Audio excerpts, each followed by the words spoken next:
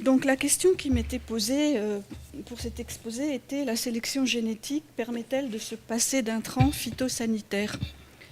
Donc pour essayer d'apporter quelques éléments de réponse à cette question, en fait je vais vous présenter un travail qui a été réalisé sur le pommier et la tavelure du pommier, qui est l'intégration de variétés de pommiers résistantes à la tavelure dans un système économe en intrants.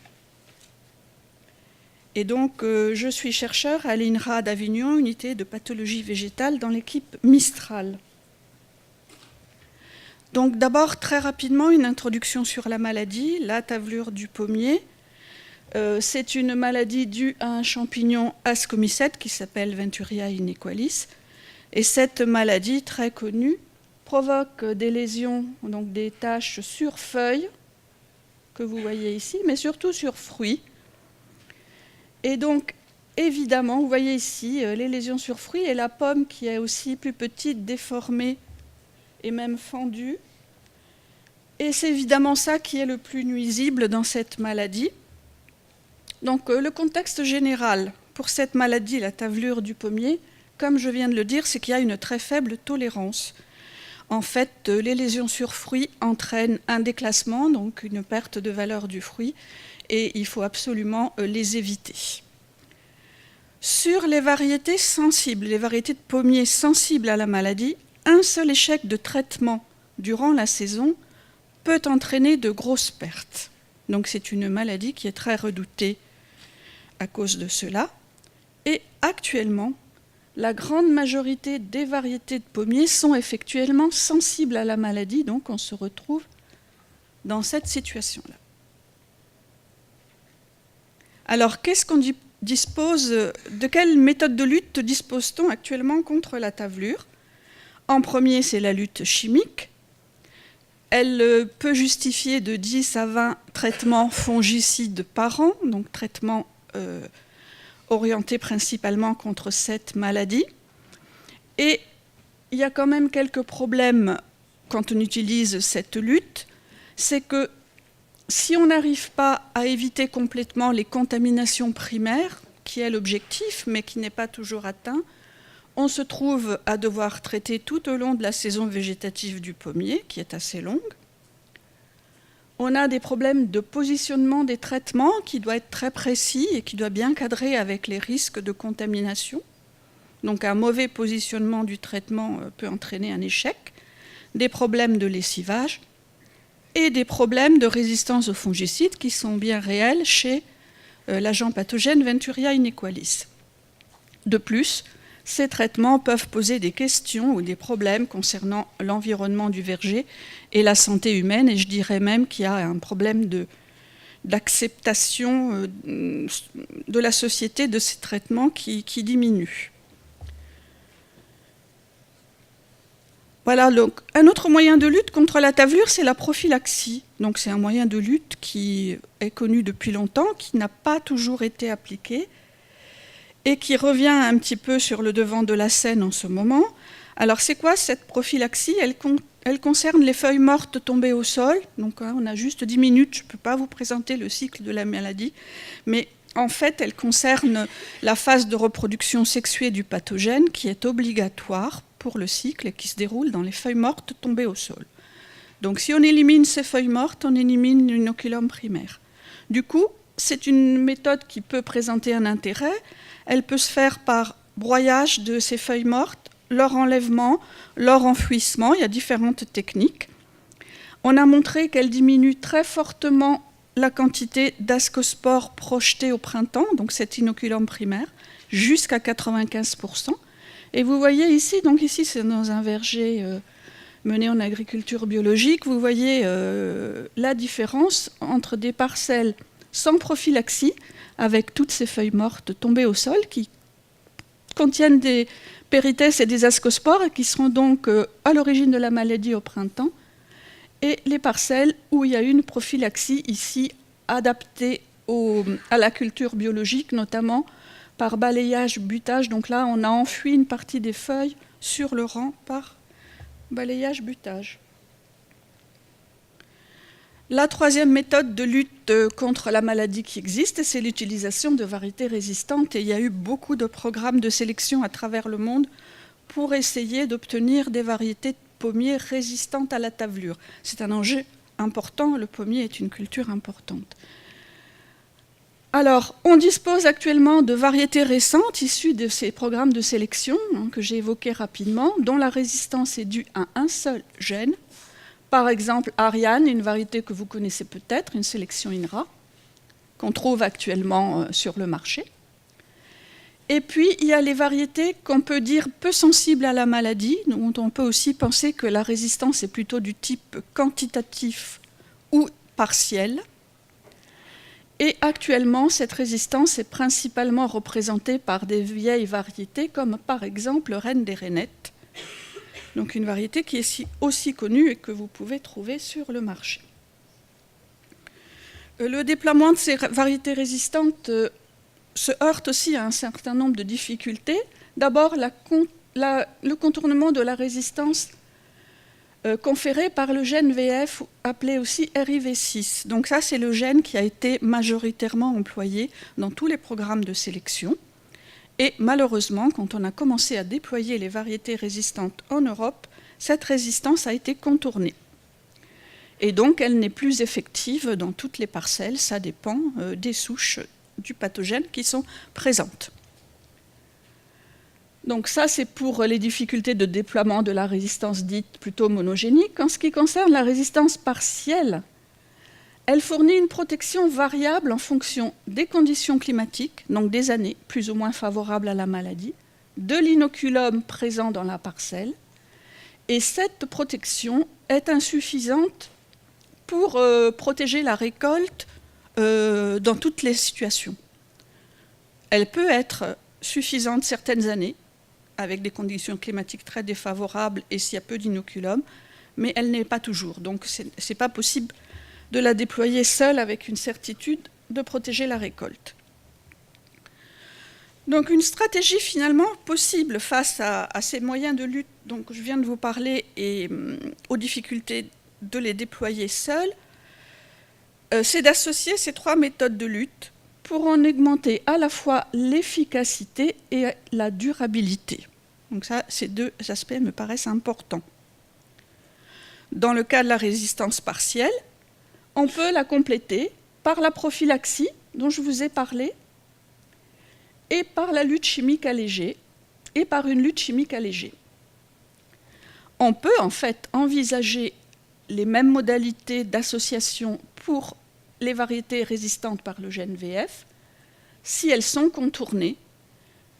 Et la question est, est-ce qu'on peut prolonger la durabilité d'une variété résistante contournée par ces méthodes d'association? La difficulté pour raisonner ces stratégies, c'est les modalités d'application de la lutte chimique allégée. Il faut trouver un seuil de traitement, ce qui est une difficulté que nous avons. Voilà. Et nous avons. Donc, je vais vous présenter ici le test de cette stratégie d'association de ces différentes méthodes de lutte menée dans un verger expérimental à l'INRA d'Angers pendant 5 ans, avec les deux variétés dont je vous ai parlé, Reine des Rainettes peu sensible, Ariane résistant par le gène VF, dans un contexte qui est celui du contournement récent d'Ariane dans les parcelles avoisinantes. Donc, je précise bien qu'il y a des souches virulentes qui sont présentes dans le proche voisinage du verger expérimental. Et pour résoudre ce problème du seuil de traitement, nous avons élaboré un protocole qui nous permet de choisir une courbe de Mills comme seuil de traitement. Protocole que je ne vous expose pas là en détail faute de temps, mais je pourrais vous en dire plus s'il y a des questions. Et maintenant, je vais vous donner les résultats de cet essai. D'abord, le nombre de traitements dans les parcelles. Donc, vous voyez, donc ici, dans nos parcelles, dans cet essai, le témoin, ce sont des parcelles non traitées. Je vais vous en parler plus en détail tout à l'heure. Donc, on compare des non traités avec notre modalité d'association de méthode. Et donc, nous avons comparé le nombre de fongicides à une parcelle du même verger, du même domaine expérimental proche, menée en lutte conventionnelle PFI, et c'est une parcelle de Gala. Donc ici, on compare donc nos parcelles à base intrant avec association de méthodes à une parcelle de référence proche sur le même domaine. Et donc vous voyez que la méthode que nous avons appliquée a permis une réduction drastique du nombre de traitements, un peu plus de 62% sur les 5 années, et a permis au moins chaque année une réduction de 50% des traitements. Donc vous allez me dire, mais avec quels résultats? Bon, ben voilà, j'y viens, les résultats. Donc je vous explique quand même bien le protocole. Les parsettes que j'ai appelées en lutte intégrée, ici, c'est l'association des 3 méthodes, donc traitement, suivant seuil et prophylaxie. Ici sur la variété reine des rainettes, ici sur la variété Ariane. Les parcelles témoins sont non traitées et sans prophylaxie, elles sont en rouge. Sauf que, comme vous voyez dans les parcelles non traitées, il y a une augmentation assez forte de la maladie.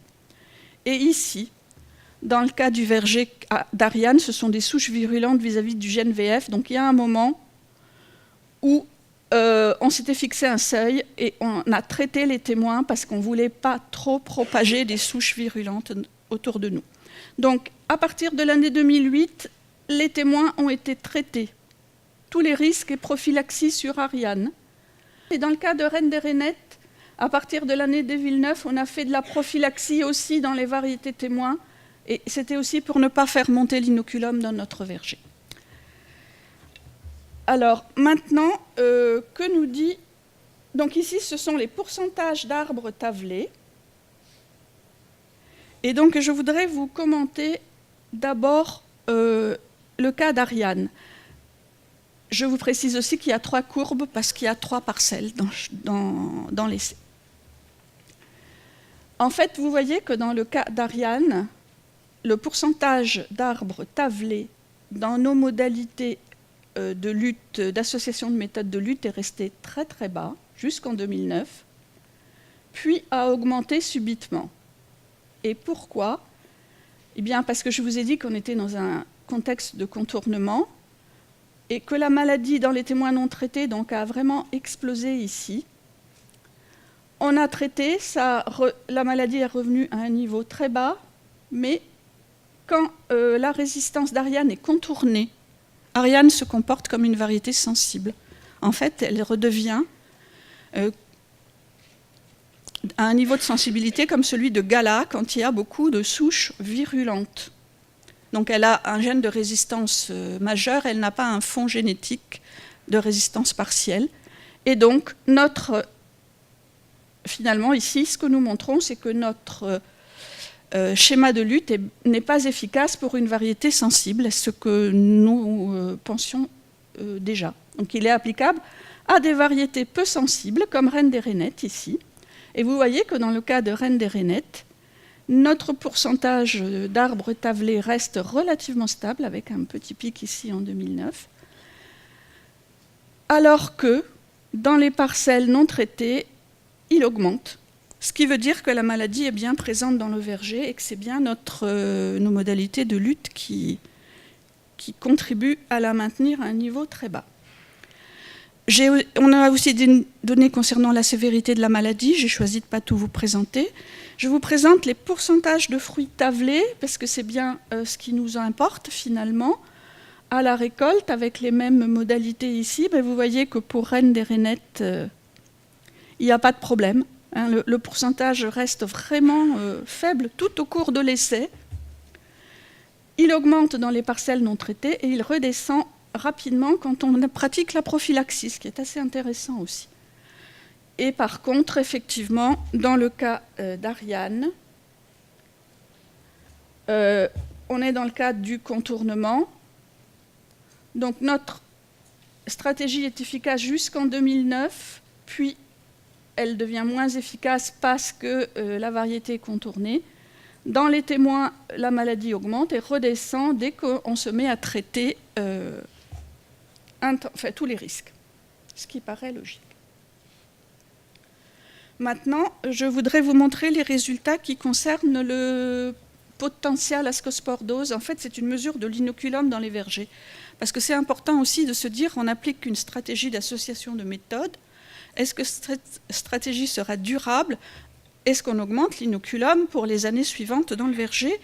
Et voici la réponse, que c'est que globalement, pour N des rainettes, vous voyez, au cours du temps, on n'a pas d'augmentation nette vraiment sensible de l'inoculum, alors que cet inoculum augmente dans les parties non traitées. Pour Ariane, eh bien, l'inoculum augmente tout le long de l'essai quand elle est non traitée. Il ne redescend que la dernière année en présence de traitement, et dans notre stratégie, il augmente dès 2008, ce qui nous montre qu'une fois de plus, pour Ariane contourner, cette méthodologie n'est pas efficace. Voilà. J'en viens aux conclusions.